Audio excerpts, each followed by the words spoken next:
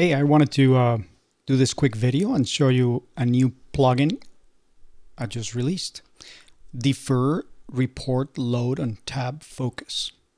So you want to use this plugin when you have tabs on your page and some of those tabs have long running reports.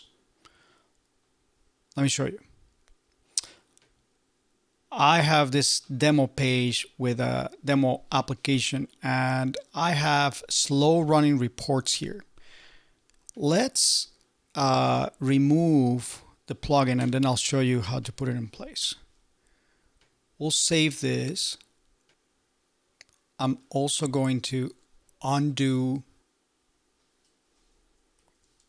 the conditions.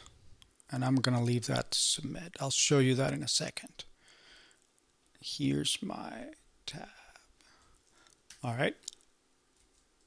I'm going to remove those. I'm going to go to the home page. I have debug turned on. I load the page. And this page will take a few seconds to load. Let's look at the debug. If you see that it took 2 seconds to run. Previous load, 2.7. Okay, so you can see this kind of takes a while. Let's do it again. Debug. Okay, something got cached, so it took a little bit less. All right, but let's see what's under this. This report has just an ugly query that returns 32,000 rows of the same table. Just it doesn't matter, right? What the query does. It's just a slow running report. This one is on objects. Yeah, all objects is on that report. So that's also a very slow thing, just a select star from all objects. So let's use the dynamic action plugin. The way it works, on page load, you create a dynamic action and we're gonna call this defer load. I'm going to select the plugin. And the way it works is you're going to specify an item that it's going to let the report know that it's okay to run. So I'm going to use this item for a region. I can specify a region or jQuery selector. I'm going to select the region. The region is going to be my report.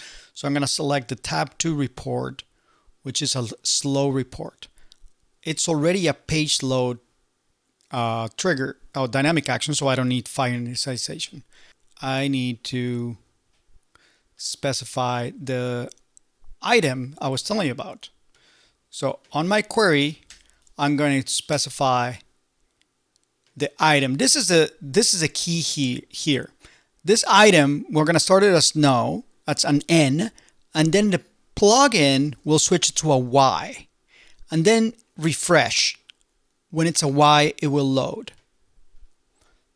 And now the other one, the other report, it's actually not in the tab. Sometimes you may have a tab and your report is deep inside that tab. And that's okay. The plugin will find the tab that is going to gain focus and do the same thing. So here I'm going to use the other item. I have this visible IR tab indicator. Same thing. Now, in my plugin, I can specify 2 true actions. So I'm going to do another one with the other item and my slow interactive report. Again, do not fire initialization. That's it. So now, when I click on this page, when I click on there, it loads a lot faster. Let's look at the debug. Oh, come on. Let's see. Click here. View debug. All right, 1 second. And when you click on the tab, it loads. I click on the tab and you can see fetching latest changes and then it refreshes. And then it stays there once it loads. Let's do that again. It loads fast. I go here, it loads when you click on it. and it's loading here when we click on it, and then it loads. And that's all there is to it. A dynamic action that will set the item, and you specify what region you're affecting. The plugin will switch the item, which, by the way, you want to set it to value protected no. You do not want to protect that item because the plugin will change its value behind the scenes, and then you use it here to select your values. Go get it from Apex World. Defer report load on tab focus. Thank you.